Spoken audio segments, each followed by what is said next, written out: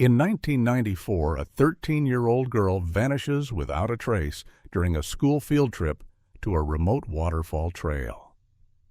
A decade later, her long-lost disposable camera surfaces in a thrift store, and the haunting photos inside unravel a buried truth, a shadowed figure in the woods, and a final cry for help that was never heard until now. The air smelled like pine needles and wet stone. That morning in April 1994, the kind of morning that clung to your clothes and skin long after you left the woods. 13-year-old Emily Trask stood near the edge of the overlook at Black Hollow Falls, disposable camera clutched tightly in her hands, snapping photos of everything: the water far below, the moss-covered logs, the backs of her classmates as they laughed and wandered too close to the trees. She wasn't like the others. She didn't yell or run. She moved quietly, like the woods were a secret she already knew. Her teacher, Ms. Rayner, called for the next group to gather by the ranger station, but Emily lingered, focused on something in the distance. A flicker of movement. A figure? A deer, maybe. She raised the camera. Click.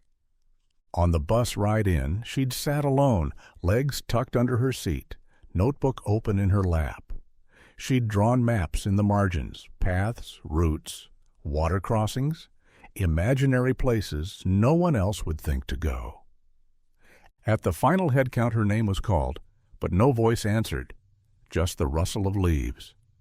Park rangers found her backpack zipped shut, sitting upright near a log.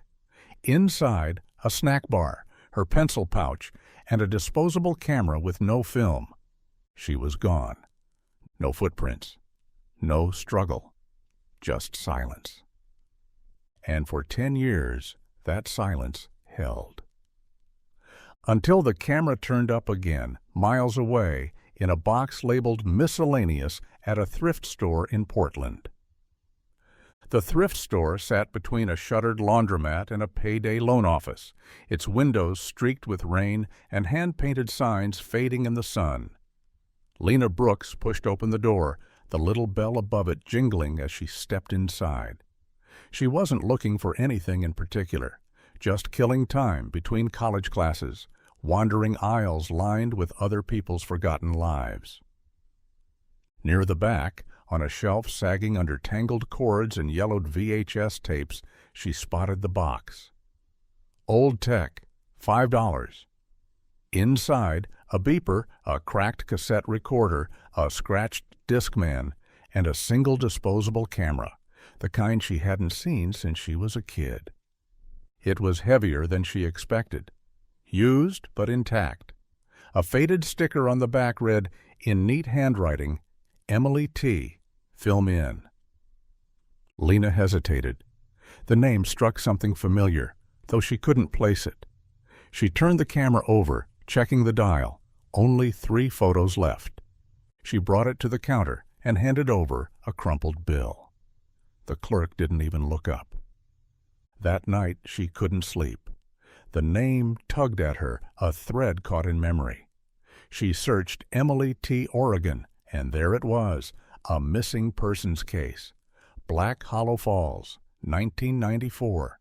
Disappeared on a school trip. Never found.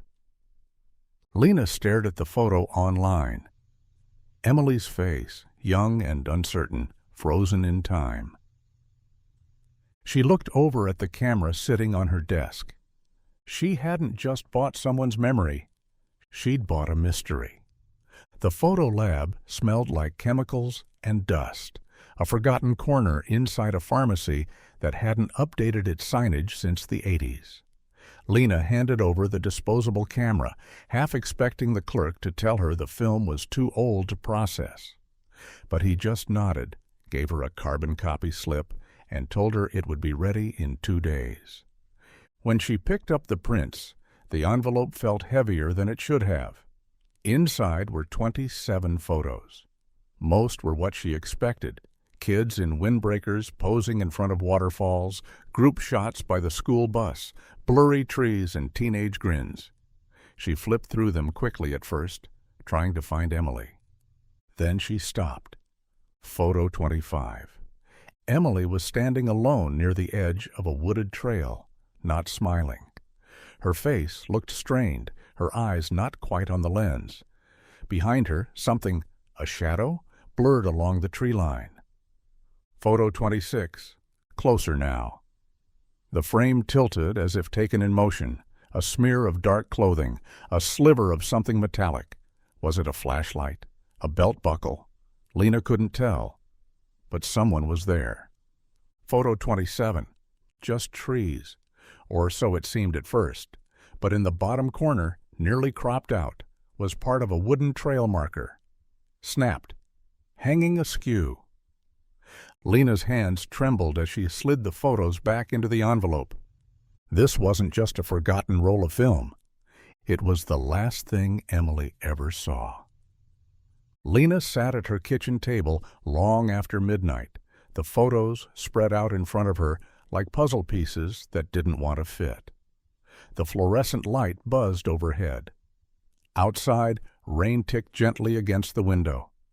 She couldn't stop staring at Emily's face in the 25th frame, frozen, tense, mouth slightly open like she was about to speak but didn't. Lena searched again. Emily Trask, missing, 1994. The articles were sparse, just archived clippings and old scanned photos of search crews in the woods. One quote from her teacher stood out.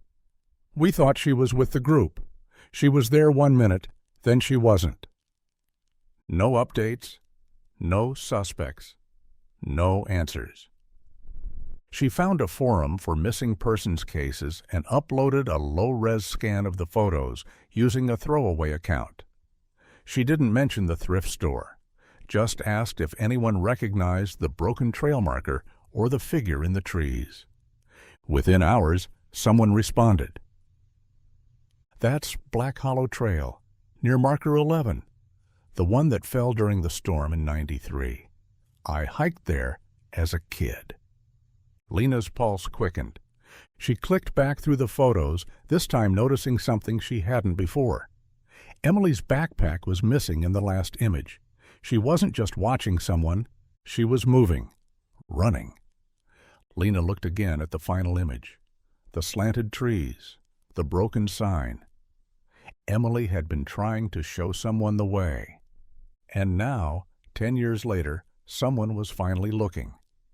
The next morning, Lena drove 2 hours to the Crescent County Sheriff's Department. She didn't call ahead. She didn't want to be talked out of coming. The photos sat in a manila envelope on the passenger seat, weighed down by her trembling certainty that they mattered. At the front desk, the deputy raised an eyebrow when she said Emily Trask's name. "That case is closed," he muttered, reaching for a logbook, "at least officially." "I have something," Lena said. "Photos from her camera." That stopped him. 15 minutes later, she was sitting across from Detective Miriam Keene, a woman in her 40s with sharp eyes and a quiet voice. She handled the photos like old glass, studying each one in silence. "This came from her original camera?" Keene asked. "I found it in a thrift store last week," Lena replied. "There was a label on the back. Emily T. I didn't know what I was buying." Keene didn't speak for a while. When she finally looked up, her expression was unreadable. "This trail marker," she said, pointing at the last photo, "was reported damaged in '93. Never fixed. That means these photos were taken exactly where she disappeared. And right before." Lena nodded.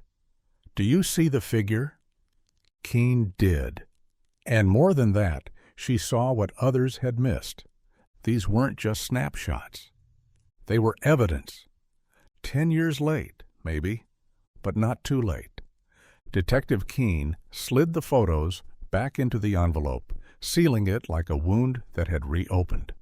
Her fingers paused for a moment on the flap, her brow furrowed. "I was new when Emily went missing," she said, "still doing ride-alongs. But I remember the call. I remember how fast everything stopped." She looked up at Lena. The problem was, there was nothing to chase. No witnesses, no signs, just a backpack and a lot of theories. Lena sat quiet, unsure what she was supposed to feel, pride for bringing something forward or dread that she might be pulling someone else's grief back into the light. "I want to show you something," Keene said, standing. She led Lena down a dim hallway to the basement archive room. Dust hung in the air like sleep. Keene unlocked a drawer and pulled out the original case file. The photo on the cover was the same school picture Lena had seen online, Emily, chin tilted slightly as if she'd been trying not to blink. Keene flipped through to the inventory list. There was a disposable camera in her pack, she confirmed, but when they developed it, there was no film inside. She looked at Lena. Someone took it out. Lena's stomach sank. But how would it end up in a thrift store 10 years later? Keene didn't answer right away. Then she said quietly, "That's what we're going to find out." And for the first time in a decade, the case was open again. Karen Trask hadn't let herself hope in years. Grief had long since settled into routine, measured out in quiet mornings, unopened boxes, and a framed school photo that gathered more dust than memory. So when Detective Keene called and asked if she could come by, Karen assumed it was something procedural, something polite. Not this. Keene laid the photos out on the kitchen table, one by one. Karen stared at them like she was seeing through a pane of frosted glass. Her fingers hovered over Emily's face in the 25th frame, but she didn't touch it. "She looks scared," she said, barely above a whisper. "She took these the day she disappeared," Keene said, "possibly within minutes." Karen blinked quickly, as if she might erase tears before they arrived. "She didn't pack that jacket," she said, nodding toward the photo. "That green one. It's not hers. I would have noticed." Keene made a note. Then Karen said, almost to herself, she was writing in her journal that morning. She said a man had asked her for directions, but the teachers brushed it off. Keene looked up. "Was that ever in the report?" "I told them," Karen said. "I know I did." But it hadn't been logged. The silence between them stretched. Karen finally met Keene's eyes. Someone was with her out there. And if these photos survived, maybe she did too. Keene didn't promise anything, but she didn't dismiss it either. The kind of silence that leaves room for possibility. The ranger station at Black Hollow Falls looked almost exactly as it had in the faded photographs from the original case file. Weathered siding, a crooked sign, the same green benches out front. Detective Keene stood on the porch, staring through the fogged glass door, wondering how much had been missed all those years ago. Inside, the air smelled like old coffee and cedar. A man emerged from the back, wiping his hands on a towel. He was in his 60s, with a lined face and wary eyes. "Lyle Kemp," he said. "I was here in '94. I remember the girl." Keene showed him the photos. His eyes lingered on the blurry figure in the trees. "I said back then, I saw someone near the overlook," he said, quietly. Man in a tan jacket, tall, looked out of place. "That's not in the official report." "I know." He hesitated. "I filed it with my supervisor. He said it wasn't enough, that maybe I saw one of the parents or someone from another group. I didn't push it." "Would you recognize the man if you saw him again?" Keene asked. Lyle shook his head. Not now. It was fast, but he had something clipped to his belt, looked like a badge or a tool. Keene made a note, but her mind was already racing. A man pretending to be someone official, someone trusted. And Emily might have seen it all, through the lens of a camera, right before she vanished. The trail to marker 11 had narrowed with time, the path swallowed in places by moss and fallen limbs. Detective Keene walked carefully, boots crunching damp pine needles, the photo of the final frame clutched in her jacket pocket. She paused when she reached the broken sign, still there, hanging askew on a weather-worn post, just like in the photograph Emily took. The air was different here, still, expectant. Keene crouched, scanning the ground. Roots knuckled through the soil, and ferns curled low like they were hiding something. She stepped off the trail, eyes catching a slight depression in the earth about 20 yards into the trees, unnatural, like something once heavy had rested there. She knelt beside it and swept away the leaves. Beneath the debris was a scrap of canvas, faded green, torn at the edge. Keene pulled a glove from her pocket and lifted it carefully. It looked like part of a jacket sleeve. A pocket flap still intact. The button rusted. The same color Emily was wearing in the photo, the jacket her mother swore she never owned. Keene stood, her heart beating faster now. She radioed dispatch. "I found something near marker 11. Send a forensics team." As she waited, she walked a little farther, her gaze catching on something else. Carved into the bark of a nearby tree, almost lost to time, were 3 letters: EMT. Emily Trask. She had been here, and she had left a mark. The canvas scrap and tree carving were enough to bring the investigation back to life in full. Forensics arrived before dusk, setting up lights beneath the canopy, their breath visible in the cooling air. Keene stood just outside the taped-off perimeter, watching as a tech carefully placed the green fabric into an evidence bag. "Same material," he confirmed. "Same color as the jacket in the photo. Looks like it's been out here for years." Keene nodded. "Then it's hers." They fanned out from the site, marking anything unusual: depressions in the soil, unnatural piles of stone, broken branches too far from the trail to be explained by hikers. It was slow, deliberate work, but Keene welcomed the pace. After 10 years, no one was rushing this. She walked a few yards farther and paused. Half buried near the base of a tree was a small plastic clip. She pulled it free, brushing off the dirt. A name tag. The lamination was cracked, but the type was still legible. Joel Henders, Forest Service Temp Staff, 1993. Keene's pulse surged. Back at the station, that name had surfaced briefly in her review of the original employee rosters. Henders had worked maintenance during the year before Emily's disappearance, terminated for inappropriate conduct after making students uncomfortable on a different school visit. There had been no follow-up, no formal complaint. He'd vanished from record not long after. Keene looked toward the trees, her voice low as she radioed in. "We have a name." The file on Joel Henders was thin, too thin.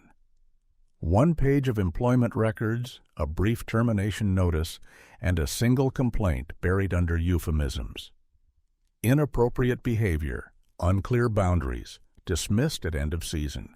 No forwarding address, no criminal charges, no follow-up. Detective Keene sat alone in the records room, the silence pressing in. She pulled the personnel file again, this time focusing on the handwritten notes in the margins. A supervisor had scribbled something faint. Van lived near Old North Cabin, cleared out midwinter. The North Cabin. It had been shuttered in 1990, rarely mentioned since. Back then, it was used as overflow ranger housing. Off-grid, tucked deep into the woods, miles from any main trail. Keene grabbed a topographic map and traced the contour lines with her pen. If Emily had run, if she'd escaped, this cabin would have been the closest shelter. And if Henders had been there? She folded the map and stood. Outside, clouds were building again, heavy with late autumn rain. But Keene didn't care. She radioed a ranger team to meet her at the base of the old logging road. She had a name. She had a location. For 10 years, everything had gone quiet. But now, the forest was starting to speak, and it was leading her somewhere no one had looked before.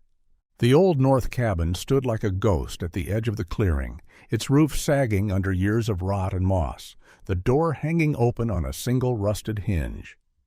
Detective Keene stepped carefully over a collapsed porch beam, her flashlight cutting through the dim. Inside, the air was cold and stale. Cobwebs curled in the corners. A cast-iron stove sat in the corner, dusted in ash. A cot remained in the back room, thin mattress, torn blanket, a milk crate turned nightstand. On it, a cracked ceramic mug and a burned-down candle.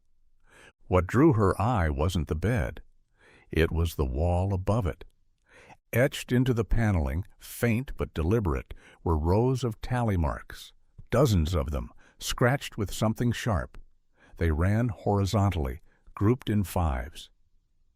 And beneath them, a name. Emily Trask. Keene exhaled, breath visible in the cold. She moved to the far side of the cabin, pushing open a cupboard door. Inside, she found a stack of yellowed papers, field guide pages, and hand-drawn maps. One showed a stream, a ridge, and a large X circled in red near the ravine west of the cabin. She radioed the team outside. "I've got something, possible hiding spot, possibly hers, and a map showing a marked location." Rain started to patter on the roof. This place hadn't just been a hideout. It had been a prison. And maybe, if the tally marks meant what she thought, it had also been a countdown. The marked location on the map was 2 miles west of the cabin, across uneven forest ground, where old logging roads had long been swallowed by undergrowth. Keene led the search team through a narrow corridor of trees. The red X from the hand-drawn map burned into her mind. They moved slowly, the hush of the forest thick with anticipation. Near the edge of a ravine, the terrain dipped sharply. One of the rangers called out, a patch of disturbed earth half covered in brambles where the soil had recently shifted. At first glance, it looked like nothing more than erosion, but beneath the surface, something unnatural jutted out. A rusted metal lunchbox. Keene crouched as a forensic technician carefully brushed it clean. The latch was still fastened, though the metal groaned as it opened. Inside, a faded Polaroid, a plastic bracelet, and a scrap of paper folded many times over. Keene unfolded it slowly. In shaky, cramped handwriting were the words, "If someone finds this, I got away. He's still out there. Please tell my mom I didn't mean to leave." The signature at the bottom was barely legible, but it was there. Emily T. Keene stared at the note for a long time. It wasn't just a clue. It was a goodbye that had waited 10 years in the dirt. And now, at last, someone had heard it. Karen held the note in her hands like it might vanish if she breathed too hard. The words were faint now, water-streaked and smudged with time, but they were hers, Emily's. She traced the shaky letters with her fingers, tears slipping silently down her cheeks. "She tried," Karen whispered. "She tried to come home." Detective Keene sat across from her at the kitchen table, the lunchbox resting between them, still caked with dirt. She'd brought everything, carefully sealed, documented, preserved. But no amount of process could prepare a mother for the moment she finally heard her child's voice again. "There's more," Keene said gently. "We found a Polaroid in the box. It shows her near the cabin. She looks older than she did in the school photos. Healthier. That means she survived longer than we ever thought." Karen blinked through tears. "How long?" "We can't say for sure, but the tally marks in the cabin, there were at least 90. That's months, maybe more." Karen pressed the note to her chest, as if she could absorb the years they'd lost. "She didn't die the day she vanished," she said softly. "She lived." Keene nodded. "And she fought." Outside, rain tapped softly against the window. A new kind of silence settled between them, not the silence of mystery, but of mourning. Emily had been hidden, buried, forgotten by some. But she had left her truth behind. And now, piece by piece, it was coming home. The next day, Keene sat alone in the cold glow of her office, the Polaroid pinned beside the map of Black Hollow Falls. In the photo, Emily stood in front of the north cabin, her arms crossed over a too-large jacket, eyes squinting toward the light. It was grainy, aged, but unmistakably her. Not a child anymore, but not yet grown. Somewhere in between. The photo had changed everything. Forensic analysts confirmed the age of the paper and ink in the note. The writing matched known samples. The bracelet found in the box, a homemade loop of beads, had once hung from Emily's backpack, as seen in her school photos. Keene leaned back in her chair, the quiet hum of the station the only sound. A name echoed in her mind, Joel Henders. She pulled up the employment archives again. Henders had disappeared from state records in late 1994. No tax filings, no driver's license renewals, no arrests. It was like he'd dropped off the map, or chosen to. But people didn't just vanish. They relocated, hid, changed names. Keene picked up the land records. A property had been purchased 5 years ago under a different name, just 1 county east. A small parcel of land. Isolated. Cash transaction. She stared at the deed holder. Joseph Henners. Close enough to be a mistake, or a cover. Keene stood.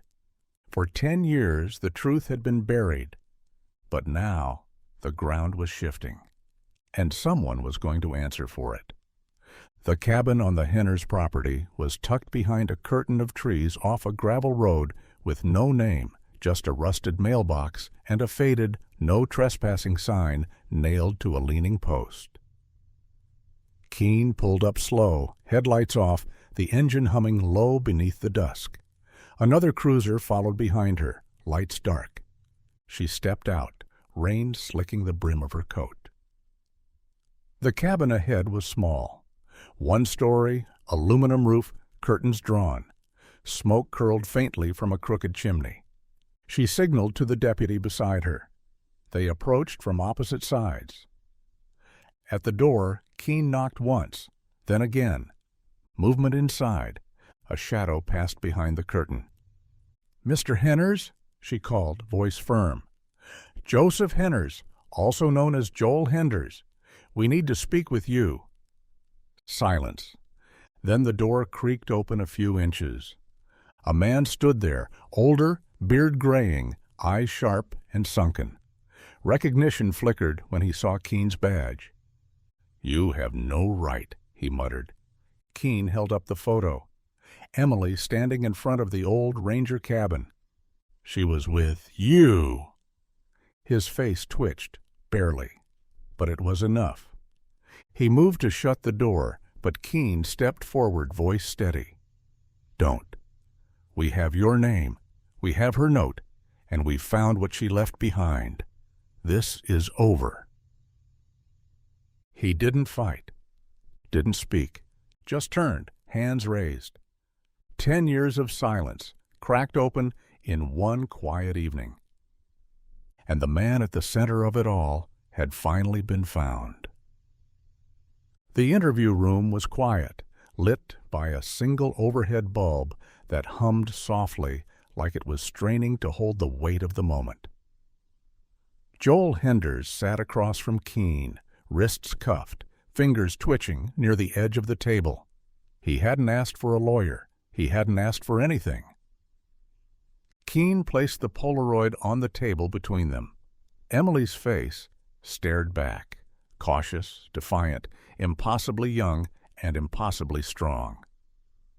"Tell me what happened," Keene said. Henders didn't look at the photo. He stared past it like it belonged to another world. "She got away," he muttered. "I thought she drowned in the creek." Keene didn't move. "But she didn't." "No," he whispered. "I found her again, days later. She was hiding in that damn cabin." He swallowed. "Didn't say a word after that. Not to me. Not to anyone. Like if she didn't speak, none of it was real." Keene's voice was ice. "You held her there." "I brought her food," he said, almost defensive. "She could have run. She didn't." "She was 13. Henders looked at his hands. "She left one night. I came back from town, and she was gone. I looked. I did, but after a while, I thought maybe it was better that way." Keene stood. "You knew she was a child. You knew people were looking for her." He didn't respond. But it didn't matter. The truth was finally in the light. And this time, it wouldn't be buried. In the dim interrogation room, Joel Henders sat with his hands clasped loosely in front of him, as if this was all routine. His eyes wandered, unfocused, but he didn't ask for a lawyer. He hadn't said a word since his arrest. Just silence, like a man who knew the weight of what he'd buried was finally catching up.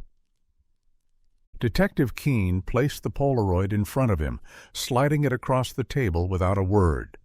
His gaze flicked toward it, lingered. "You were with her," Keene said.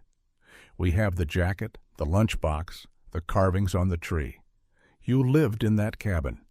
You took her there." Still nothing. She reached into her folder, pulled out the note. "She wrote this while hiding. Said she got away. Said you were still out there. You don't get to pretend any more." A flicker passed across his face. Anger, fear, memory. Then he looked down. "I didn't mean to hurt her," he said finally, voice barely audible. "I just wanted someone to stay." Keene stared at him. "You took a child." He nodded slowly. "She ran. I didn't chase. I figured the woods would."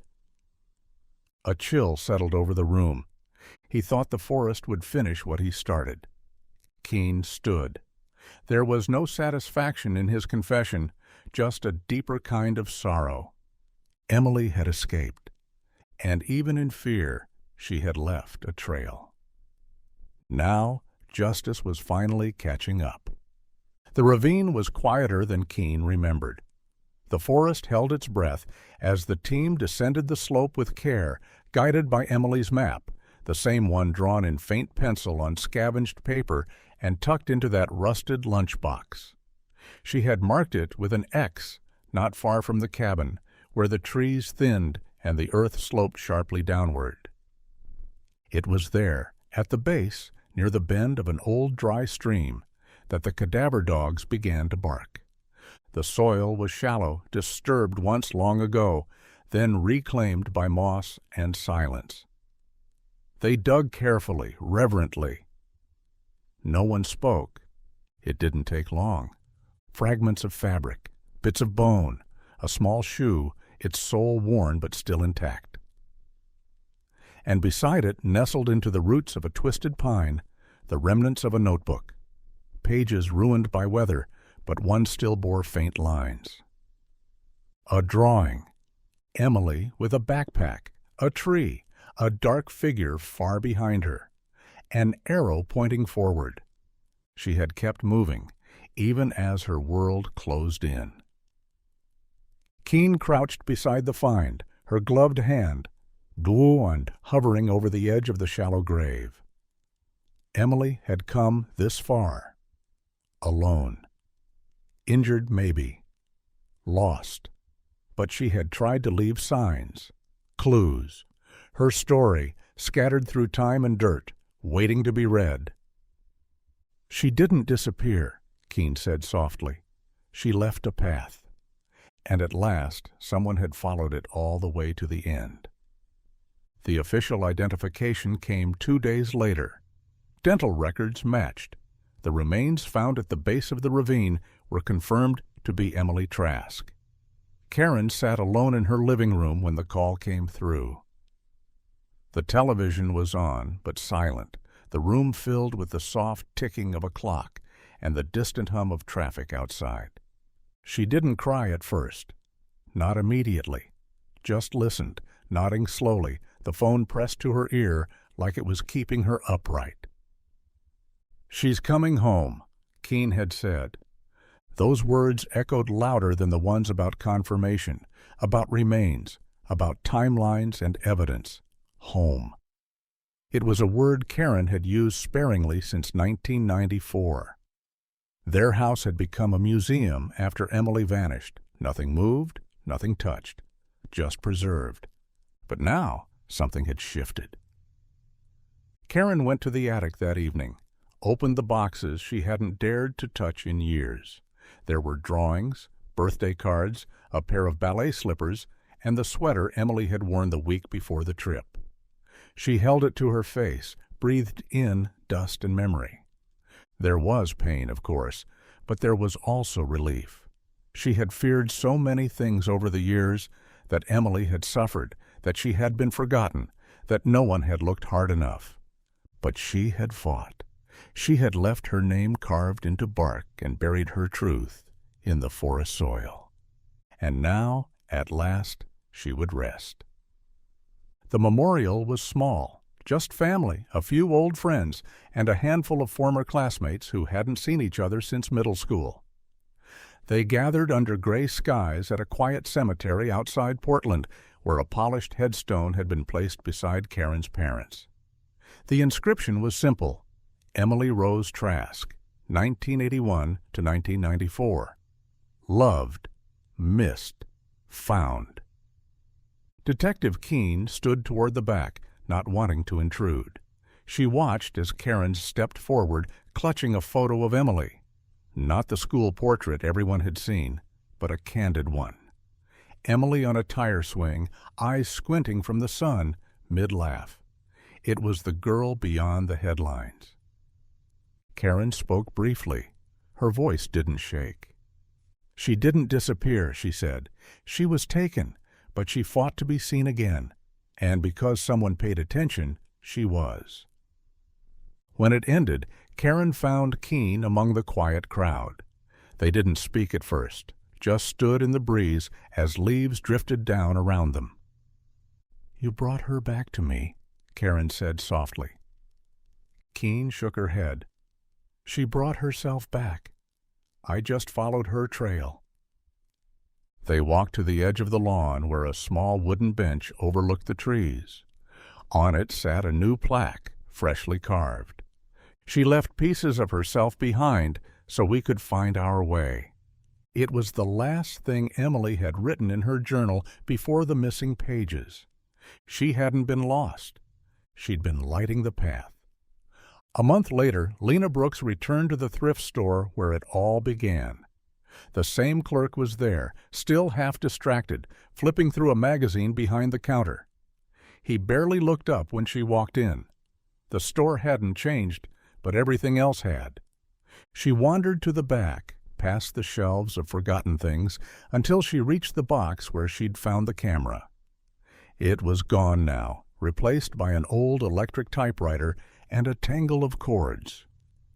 She didn't expect to find anything, but still, she lingered. Lena had kept one of the photos, the first from the roll. Emily smiling with a group of classmates, unaware of what was to come. It sat now in a frame on Lena's desk back at school, a quiet reminder of how one forgotten object could open a door to the truth. She hadn't sought recognition. The news had covered the arrest, the discovery, the mystery finally solved. But Lena had declined interviews. She hadn't done it for headlines. She had done it because something in her knew to look closer. As she turned to leave, the clerk finally spoke. "You were the one who brought that case in, right, with the camera?" She paused. "Yeah." He nodded almost respectfully. That was wild. Guess you never know what people leave behind. Lena smiled faintly. No, you don't. And as she stepped out into the afternoon sun, she felt the weight of what had been found. And the lives changed because of it. Detective Keene sat at her desk late into the night, the station nearly empty, the hum of fluorescent lights the only sound. In front of her were 3 folders, one for the original 1994 case, another for the reopened investigation, and the third, thinner but no less important, labeled Evidence, Hender's Residence. Inside that last file were photos from the search of his property. Among the usual junk and long-expired paperwork, officers had found a small wooden box tucked behind insulation in the attic. Inside were the keepsakes. Tokens, really. A child's hair ribbon. A pencil etched with Emily's initials. A dried-out clover pressed between 2 scraps of paper. Souvenirs of cruelty. Keene had stared at them for a long time that day, not just with anger, but with awe. Because in the middle of that dark box was something else. A drawing. Emily had made it, crayons on paper torn from an old calendar. A sketch of a girl standing under tall trees, a sun just peeking through the branches. And next to the girl, a small arrow pointing upward. Hope. Even then, she hadn't surrendered to the dark. Keene placed the drawing back in its sleeve and closed the folder gently. In her career, there had been losses. Cases never solved, families never given answers. But not this time. This time, the trail had led to the truth. And the girl who had once vanished in the trees had finally been seen. 6 weeks after Emily's story made headlines again, a letter arrived at the Crescent County Sheriff's Department. It was handwritten, the envelope stamped in a small town 4 hours north. No return address. Just the words, to Detective Miriam Keene. Inside was a single sheet of notebook paper, folded neatly. You did what no one else did. You listened to her. You followed her trail. I was there that day. I saw him speaking to her by the overlook, but I didn't say anything. I was scared. I was 13, and I thought maybe it didn't mean anything. I've carried that silence for 10 years. I'm sorry. It was unsigned. Keene read the note twice, then placed it gently in the folder with the others. It didn't change the case. The confession didn't solve a new mystery. But it did something else. It showed that even now, the ripples from what happened in those woods still moved outward. That a girl's disappearance had carved deep channels, not just through her family, but through everyone who had seen or suspected or stayed quiet. And maybe, now, some of that weight could finally lift. Keene stepped outside the station. The evening was clear, the first truly warm day of the season. For a moment, she just stood there, breathing in air that felt lighter than it had in years. Some stories close in whispers, not headlines. But they still matter, and they're still heard. Karen visited the trailhead at Black Hollow Falls for the first time in over a decade. It was spring now, the same season Emily had vanished, though the trees seemed greener than she remembered, the breeze softer. She stood alone at the beginning of the path, holding a small bouquet of wildflowers picked from her own garden. The overlook wasn't far, but the walk felt long. Each step was a memory. Emily's backpack bouncing as she walked ahead, the sound of her laugh echoing through the trees, her camera raised to capture moments too big for words. At marker 11, Karen paused. The trail sign had been replaced. Fresh wood, new lettering. Beneath it, a small plaque had been bolted to the base. In memory of Emily Trask, brave, bright, and never truly lost. Karen knelt and placed the flowers there. She traced the name with her fingers, then sat for a while on the bench nearby, letting the silence wash over her. It wasn't the same kind of silence she'd lived with for 10 years. This one wasn't heavy with absence. It was peaceful, like the woods had exhaled. She pulled a photograph from her coat pocket. The one Lena had sent her. Emily in the final frame of the camera, standing at the edge of the trail, not smiling, but strong. Karen looked out at the forest. "You left us a way back to you," she whispered. And now she'd finally followed it all the way home. Lena sat on the campus lawn, the late afternoon sun warming her shoulders as students passed by with backpacks slung low and earbuds in. Around her, life moved on. Midterms, coffee dates, small talk. But her thoughts kept circling back to a trail in the woods, a girl she never met, and a camera she almost didn't buy.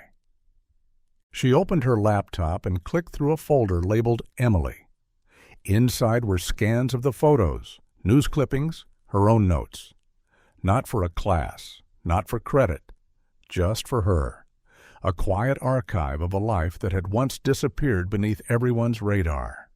She'd been writing it all down, a personal record of the case, the trail, the silence it left behind. Not for fame, not even for closure, just to keep it from slipping away again. Because it mattered. Because Emily mattered. A friend sat beside her, glanced at the screen, and asked, "Is that the missing girl? The one from the camera?" Lena nodded. "She's not missing any more."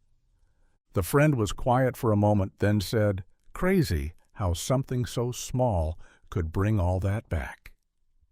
Lena looked at the photo on her screen. Emily's cautious, knowing gaze. "It wasn't just the camera," she said. "It was her. She never stopped trying to be found."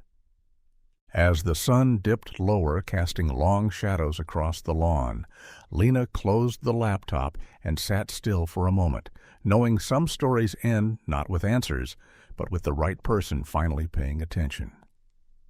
In the months that followed, the community around Crescent County quietly changed.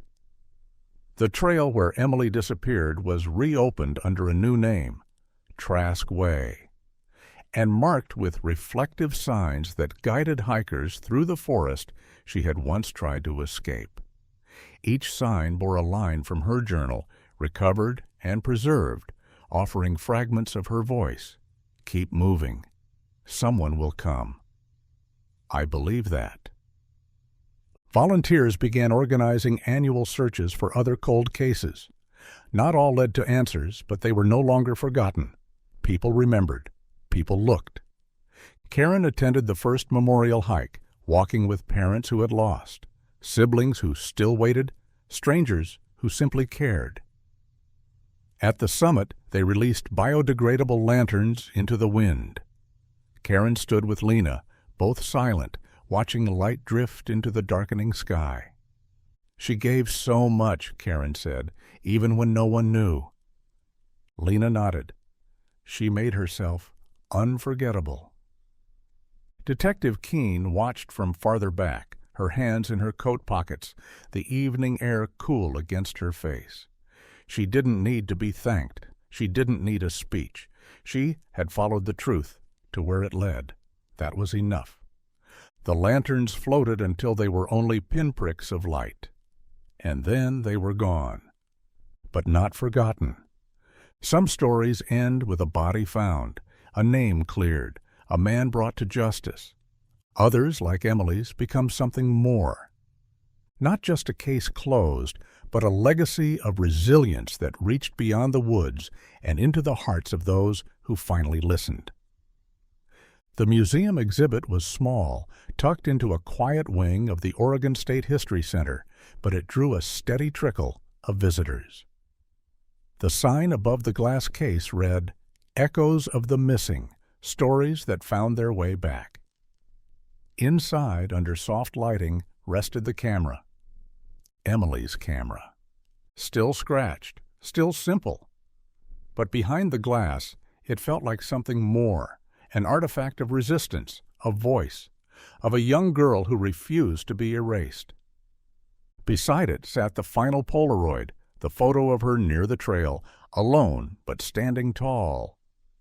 And next to that, a printed excerpt from her journal, written in pencil, nearly washed away by time. If someone finds this, I was here. I mattered. Lena stood in front of the display, hands in her pockets, eyes wide with quiet reverence. Karen stood beside her. A step back, arms folded loosely, as she watched others pass and pause. She would have hated the attention, Karen said gently, but she would have liked knowing people came, that they saw her. Lena smiled. They do. And it was true. People stopped. People looked. Some cried. Some said nothing at all. But they didn't turn away. The camera that had once been forgotten on a dusty thrift store shelf had become a beacon, a message carried across years and silence and pain. And in the quiet space between then and now, a girl's story had finally been told, not just lost and found, but remembered.